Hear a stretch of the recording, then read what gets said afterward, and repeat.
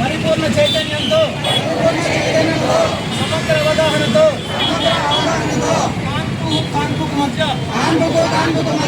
ఎడమ పాటించడం తల్లి బిడ్డ శ్రేయస్సు కోరుకోని గర్భ నివారణ గర్భధార నివారణ అనే అంశాలపై ప్రజలలో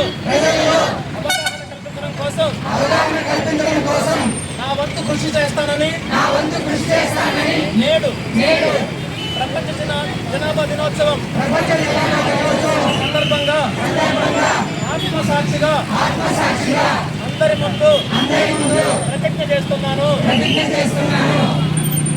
జనాభా దినోత్సవం. సో ఈ ప్రపంచ జనాభా దినోత్సవం ఎందుకు జరుపుకుంటున్నారంటే 1927లో జూలై 11వ తేదీ ప్రపంచము 500 కోట్ల జనాభా జరిగినప్పుడు మన UNDP వాళ్ళు 1989లో ఒక నిర్ణయం తీసుకొని 1990 నుంచి ఈ ప్రపంచ జనాభా దినోత్సవం అనేది మనం దేశవ్యాప్తంగా తర్వాత ప్రపంచవ్యాప్తంగా జరుపుతున్నాం.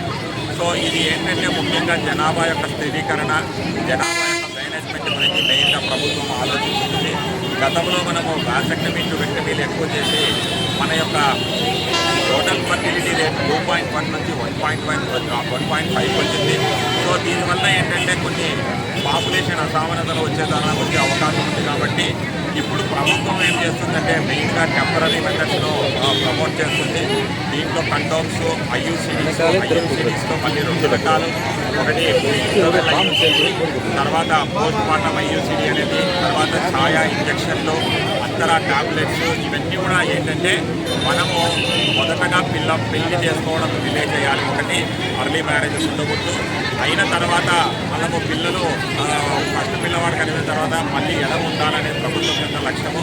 సో కాబట్టి ఈ యొక్క మెథడ్స్ అనే దాన్ని ప్రమోట్ చేయడానికి ఈ వారం రోజుల కార్యక్రమం ఇది. దానిలో ఈరోజు 11వ తేదీ మనం ర్యాలీ ద్వారా స్టార్ట్ చేసి జెడ్పీ ఆఫీస్లో మళ్ళీ మీటింగ్ పెట్టుకుంటున్నాం. అక్కడ కూడా మనం ఎవరైతే ముగ్గురు పిల్లవాళ్ళను